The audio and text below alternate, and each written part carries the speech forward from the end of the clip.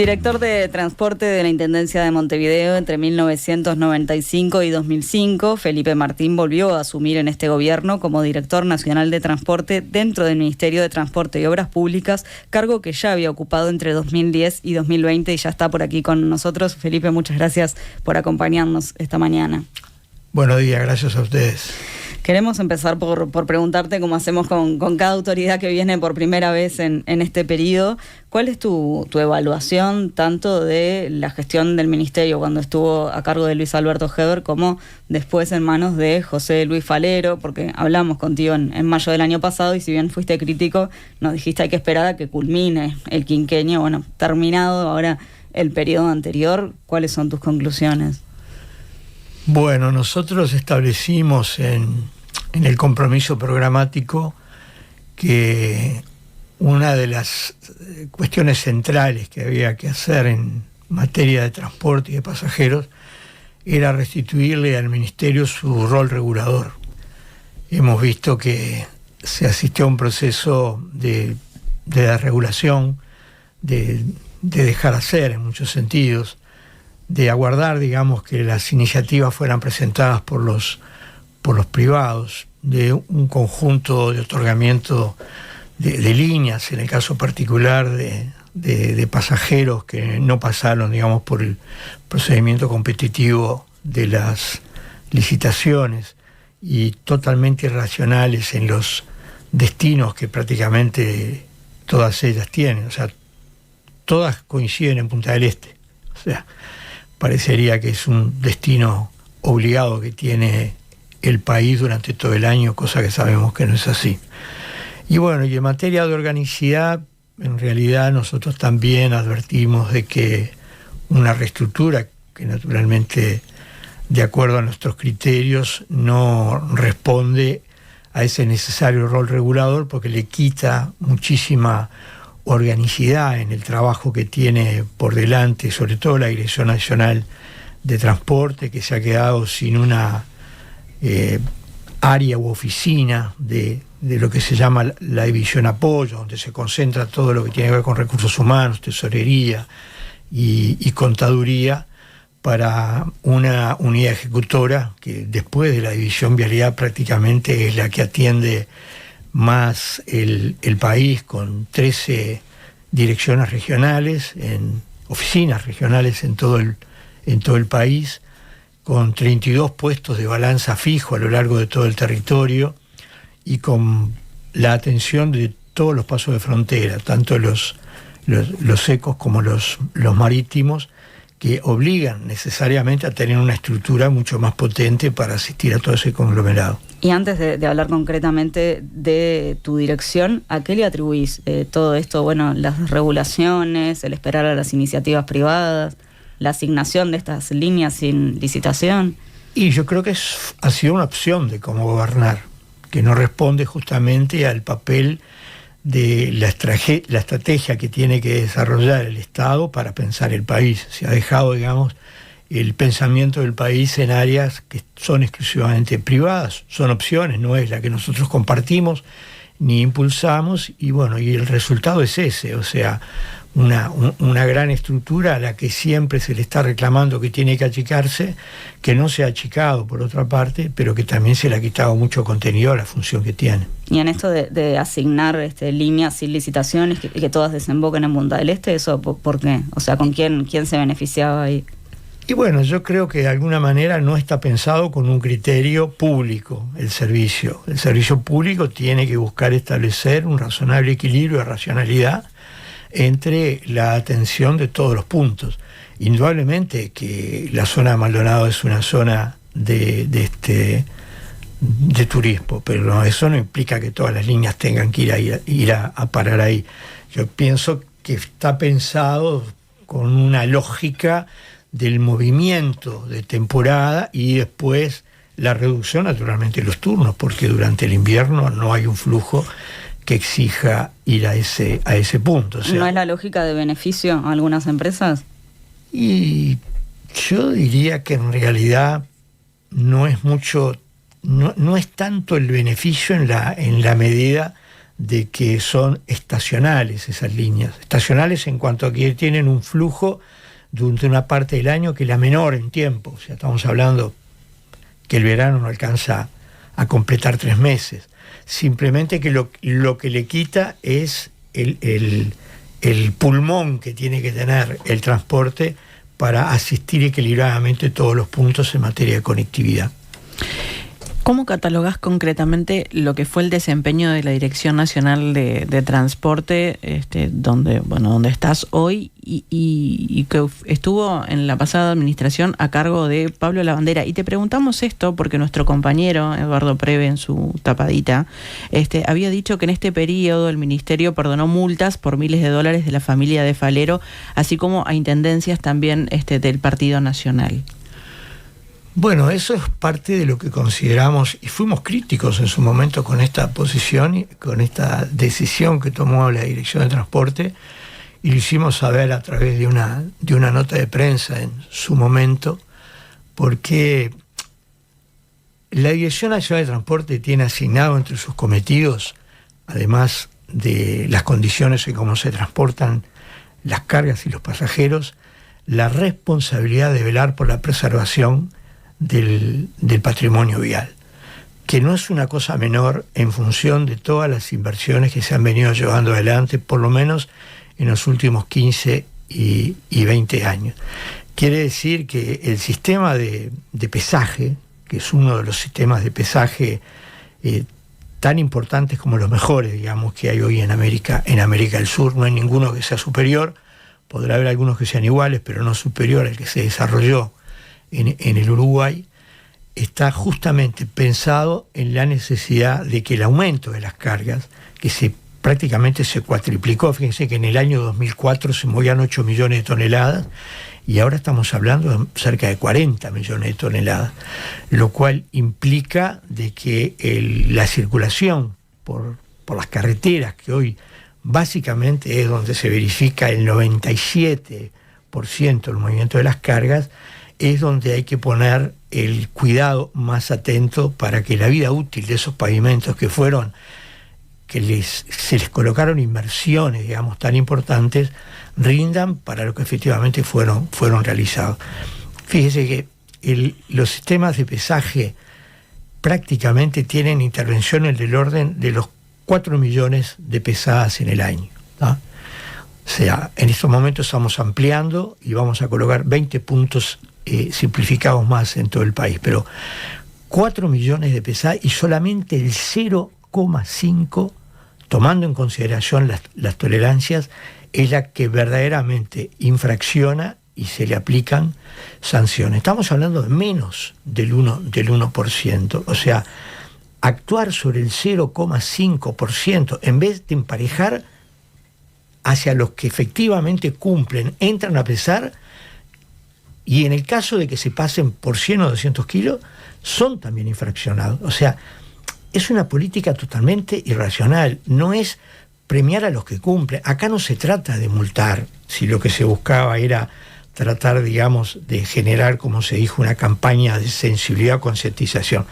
Acá de lo que se trata es de trabajar con el sector para ser cada día más profesional y elevar las tasas de respeto hasta que de repente el 0,5 disminuya. O sea, haber puesto el acento en el 0,5 y no en la mayoría amplia de los que verdaderamente cumplen es una política equivocada. ¿Se le exigía a todos por igual o siempre se tenía favoritismo por algunas empresas en particular de transporte? Bueno, eso prácticamente, o sea, cuando se da la posibilidad de flexibilizar, de quien no entra a pesar, se le exonere de la sanción, y el listado es amplísimo, o sea, eran del orden de las 30.000 infracciones. Hay de todo tipo. Yo no puedo asegurar de que se haya hecho direccionado porque es una ventana tan amplia en donde entran, digamos, un conjunto de empresas. Pero sí señalar que también a muchas empresas constructoras, y no estoy hablando en abriendo juicios sobre las mismas, que están haciendo rutas, se las exoneraba con un tipo de formación de vehículos que son dañinos para los pavimentos, que están pensados para trabajar en las canteras, que tienen capacidades de carga de 8 toneladas y en total un peso bruto total de 24.000. Estaban circulando con cerca de 49 y 50.000 kilos de carga. O sea, dañando no solamente los pavimentos, sino además afectando los temas de la seguridad, porque la ingeniería los preparó para que tuvieran una determinada potencia, tracción y capacidad de maniobra y frenado. Y en ese sentido, ¿cómo encontraste las carreteras, Felipe? Bueno, a mí no me corresponde hacer la medición del estado de los pavimentos, pero indudablemente esto no se verifica a simple vista, pero si no se corta a tiempo, es un proceso de deterioro acelerado que va contra justamente el mantenimiento de la vida útil que se busca tener de las inversiones que se hicieron. Por lo tanto, se sacó ya una resolución por parte de la ministra que se le va a dar un plazo de 90 días, porque estas cosas hay que naturalmente anunciarlas, comunicarlas, y para quienes son tenedores de ese tipo de formaciones, saber que únicamente van a poder hacer uso de las mismas en aquellos predios efectivamente delimitados para trabajar en cantera, y para los casos en los que quieran circular por las vías normales, y van a tener que sacar un permiso y verificar cuál es la carga que tiene que transportar y su peso. Hay otro tema sobre el que nos gustaría consultarte, Felipe, que es algo que ha estado sobre la mesa en las últimas semanas, y es la mejora del sistema de transporte metropolitano. En ese sentido, vos la semana pasada mantuviste una reunión junto con la ministra de Transporte y la subsecretaria con representantes de empresas de transporte de área metropolitana, con el fin justamente de trabajar en la mejora del transporte en el área metropolitana. ¿Qué planea el gobierno en este sentido? ¿Cuáles son las mejoras que resultan imprescindibles? Sí, primero aclaremos que la reunión con las empresas es parte de una secuencia de reuniones que se va a continuar mañana con los trabajadores y el 3 de junio con los intendentes electos. Esto, cuando nosotros asumimos, indudablemente tuvimos por delante que aguardar la definición de las elecciones departamentales, porque esto de mejorar el transporte en el área metropolitana no es solamente un patrimonio exclusivo ni el ministerio es dueño de una idea que indudablemente anima el espíritu también de quienes padecen las dificultades en las conexiones en cuanto al congestionamiento y los tiempos de viaje.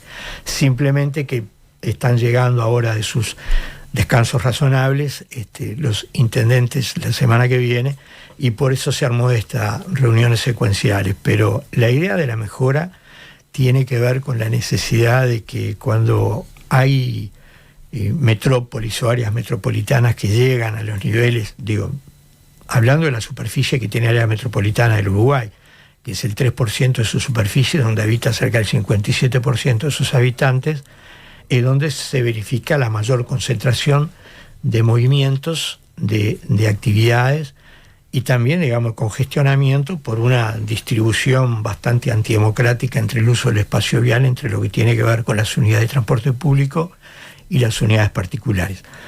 Esto no representa hacer ninguna pelea contra el auto. Esto de lo que se trata es de priorizar de que las ciudades tienen que buscar ordenarse a través de mecanismos que permitan, hasta por una economía de congestionamiento y de contaminación, de que los viajes diarios masivos se puedan contratar en sistemas públicos de transporte. Pero para ello, indudablemente, lo que tiene que ser el sistema es atractivo. O sea, atractivo en su frecuencia, atractivo en su confianza, atractivo en su modalidad, en su nivel de conectividad, y atractivo en lo más importante, que en el mundo moderno hoy la gente padece, que es la falta de tiempo.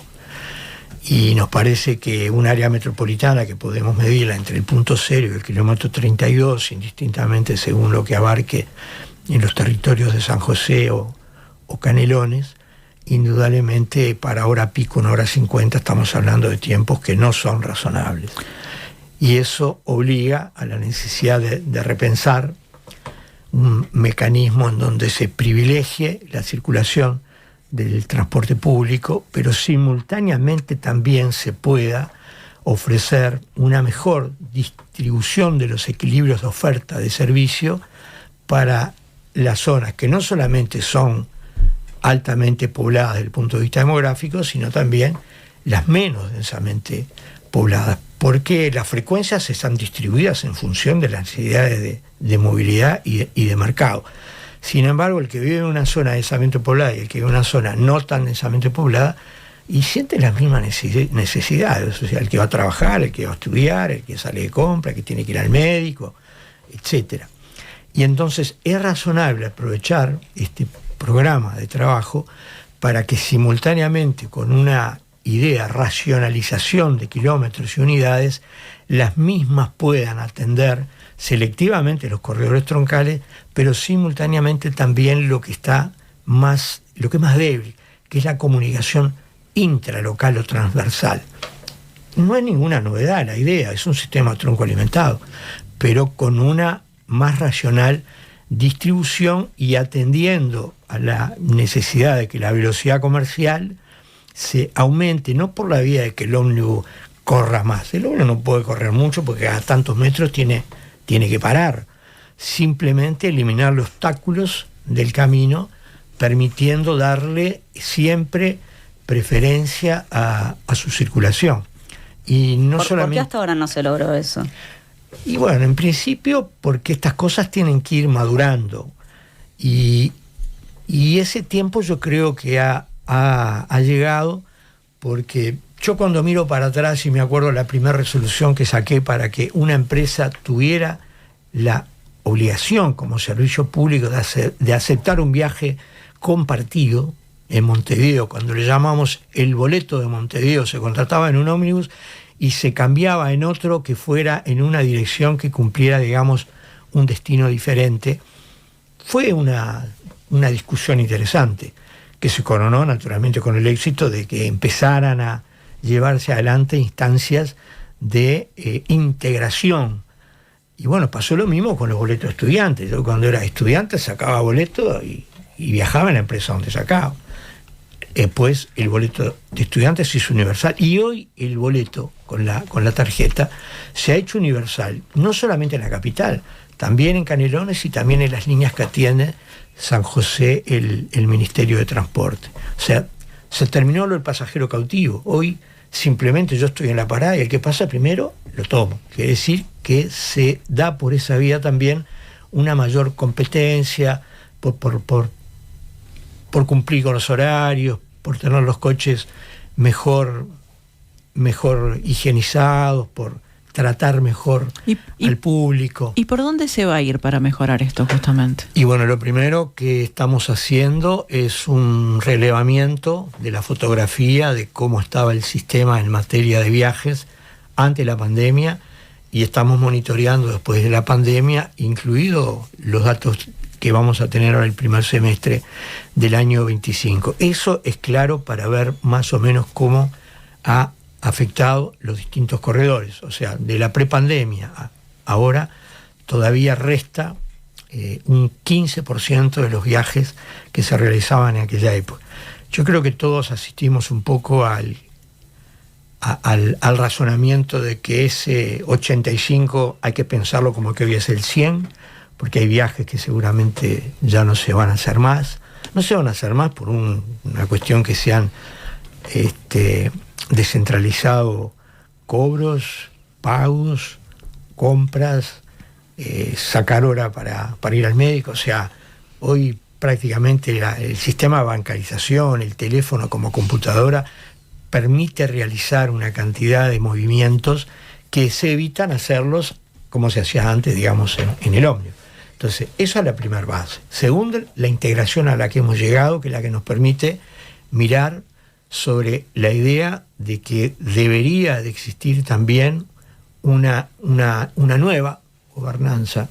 O sea, nosotros trabajamos el año 2005 con una pequeña comisión que atendía desde el punto de vista de transporte los aspectos del área metropolitana, y frente a algunas consultas que se hicieron con el Instituto de Derecho Administrativo de la Facultad de Derecho, se transformó, fruto de una lectura de las posibilidades que permitía la mini reforma constitucional del año 96, ejercer una función reguladora compartida de competencias entre el Ministerio y las intendencias, generando una gobernanza que se llama Consorcio Metropolitano. Y ahora habría que ir a una nueva gobernanza. Y yo creo que la nueva gobernanza lo que le tiene que agregar son aquellas competencias que se escribieron, pero que todavía por una cuestión de cultura, no todas, digamos, se delegaron, ¿no?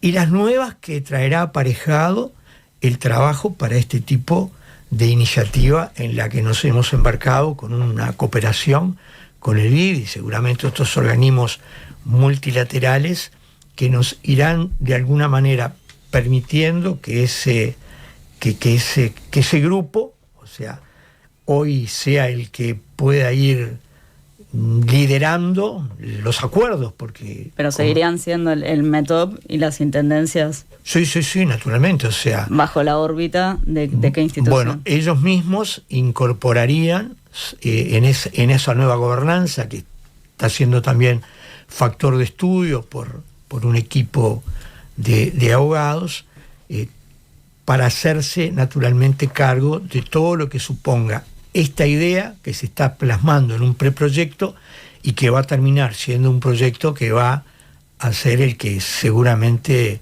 estará dentro del presupuesto nacional como uno de los temas principales que la Dirección Nacional de Transporte tendrá para este quinquenio. Vos has planteado, Felipe, algunas medidas como, por ejemplo, despejar el carril que es solo bus, y medidas de este tipo parecen, por ejemplo, ser una solución que se puede implementar a corto plazo, pero que sin embargo no parece solucionar el problema de forma global ni a largo plazo. ¿Qué se está pensando en ese sentido?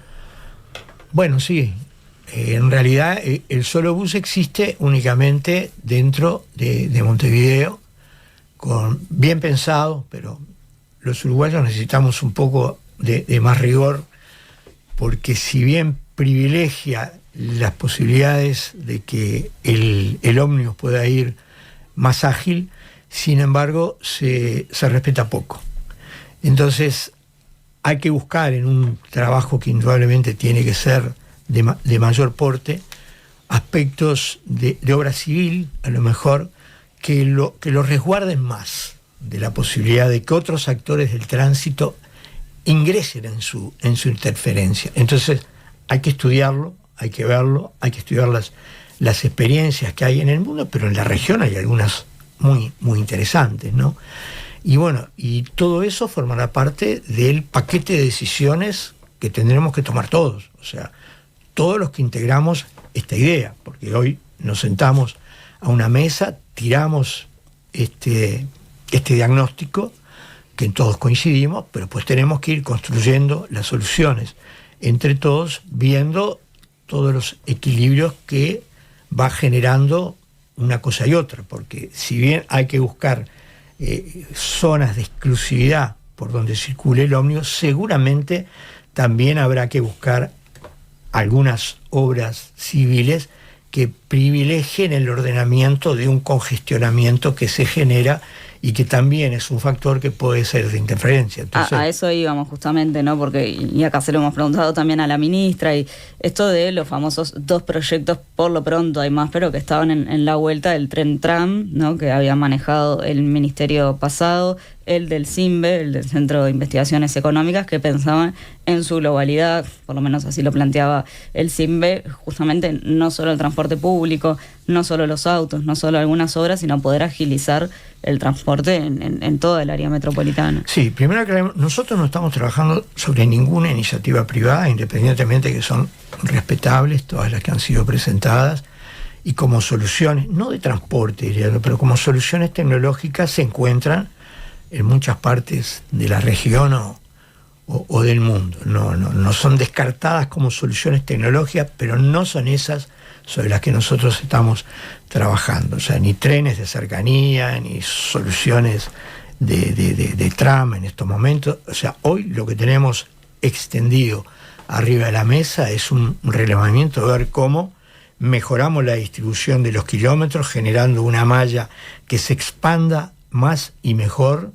hacia las zonas que son menos atendidas para darles más servicios.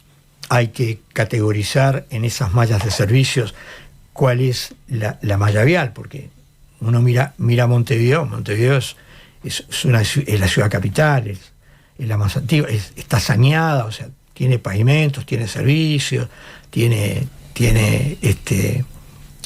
bocas de tormenta, o sea, tiene iluminación, tiene un conjunto de canalizadores de tránsito indistintamente por los lugares que se circule, tienen bien diferenciadas y categorizadas lo que son sus arterias principales, pero también los servicios de transporte circulan sobre el Montevideo también más suburbano, o lo que puede ser, digamos, también las zonas mayoritariamente pobladas, de lo que son los corredores o de 8 de octubre, Camino Maldonado, Ruta 8, o los de Avenida Italia, Yanatacio, en donde todavía hay zonas que tienen perfil rural, o sea, hay en algunos casos hay pavimentos económicos, en muchos lugares siguen habiendo banquinas, cunetas. Igual las mayores trancas son acá justamente, ¿no? Claro, pero de alguna manera también hay que buscar los factores de congestionamiento y los factores de seguridad, porque no es lo mismo maniobrar con una unidad en las zonas de Montevideo, que están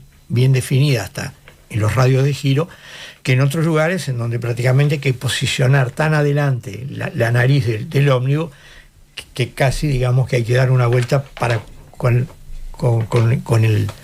el tren trasero no generar arrastre.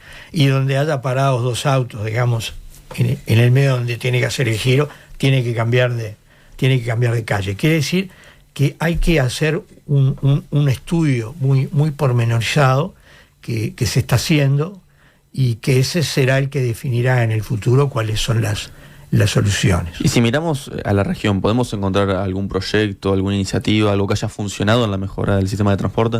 Bueno, yo siempre he defendido varias experiencias, pero creo que una que siempre fue obligada, porque se hizo con el propio desarrollo de la ciudad, es el de Curitiba. O sea, Curitiba tiene resuelto justamente el tema de las vías exclusivas.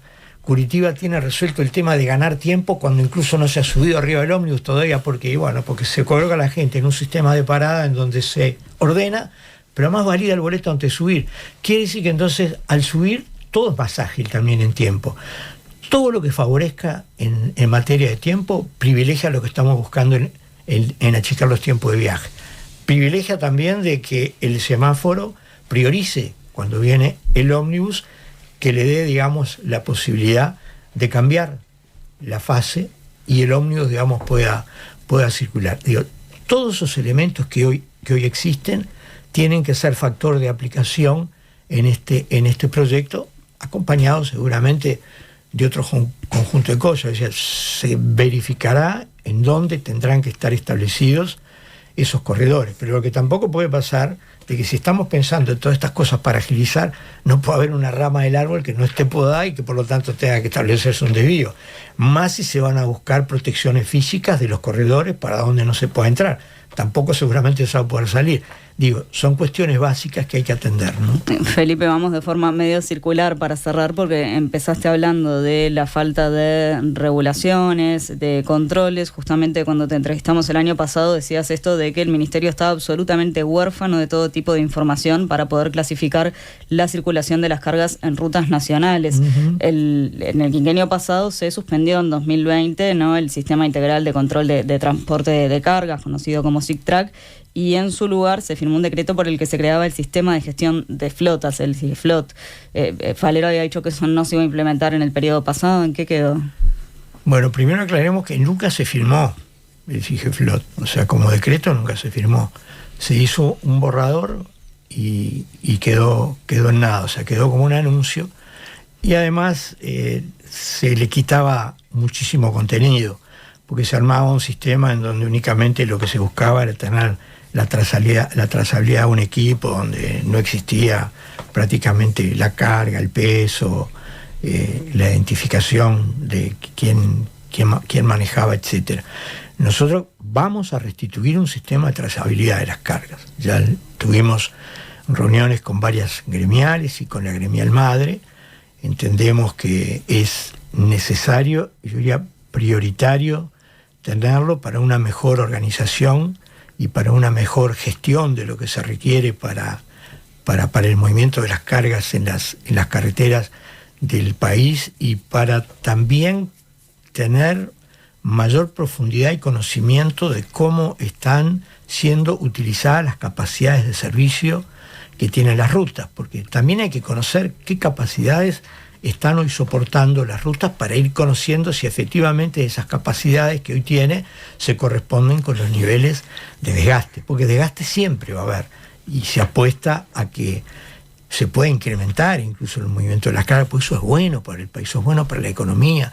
Que haya camiones circulando y cargados es una excelente señal. Por lo tanto, lo que necesitamos, de eso que yo le dije al principio, se multiplicó por 4 la carga, aumentó la flota, se ha diversificado a niveles de lo que eran los camiones convencionales, los sistemas de tractores con servirremolque, con potencias de tracción de hasta 420 caballos de vapor, sistemas de tritrenes, que estamos hablando de formaciones superiores a 20 metros, tritrenes, o sea, formaciones de 30 metros, justamente para poder en forma organizada atender los distintos rubros que hoy va generando el país en materia de cargas. Y eso necesariamente hay que tenerlo controlado y hay que tenerlo monitoreado. Y para eso estamos trabajando para un sistema de trazabilidad. ¿Se vuelve al SITRAC o va a tener algunas diferencias? No se va a llamar SITRAC. Para nosotros el concepto, pero en cuanto al control, es trazabilidad.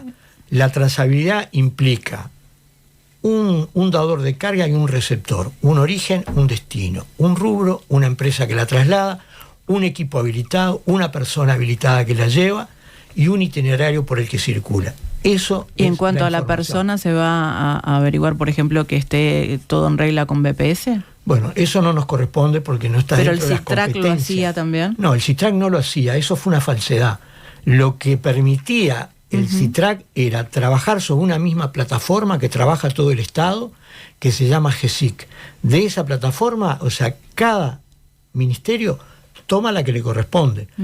Yo puedo consultar información de otros ministerios. Lo que no puedo es ingresar como usuario a cambiarla, pero sí como consulta. O sea, información del ministerio en materia de pesos, en materia de dimensiones, en materia de mercado de viajes, lo puede consultar cualquiera y es pública. Lo que no se puede es actuar para modificarla. Bueno, todo lo que nosotros tratamos es de que el Estado no sea autista, que aproveche y optimice la información que tiene, porque tiene al Uruguay en números. ¿Cuándo se va a volver a esto, Felipe? Bueno, nosotros ya iniciamos el trabajo y tenemos un diseño sobre el que estamos actuando y naturalmente conversando con las partes involucradas. Hemos conversado con el sindicato, hemos conversado con la intergremial y hemos conversado con 7 gremiales más asociadas y algunas que no están asociadas, pero que igualmente importa conocer su opinión y integrarlas, digamos, a este ¿Pero trabajo. este año? Bueno, este año ya empezó. No, pero digo, este año se empieza a correr lo de controlar la trazabilidad y demás. Bueno, en la medida de que se pueda ya ir colocando la guía de carga, eso ya arroja una trazabilidad. La guía de carga que nunca se derogó, pero que tampoco hubo interés en mejorarla, le estamos estableciendo mejoras para que además de la web y los sistemas se pueda hacer, digamos, por teléfono, a nivel de WhatsApp, y se pueda controlar y hacer mucho más amigable para manejarla desde un teléfono que prácticamente hoy nadie puede decir que no sea portador de uno, ¿no? Felipe Martín, director nacional de transporte, muchas gracias por estos minutos en Nada que Perder. No, gracias a ustedes. Gracias. A las órdenes. Nada que perder.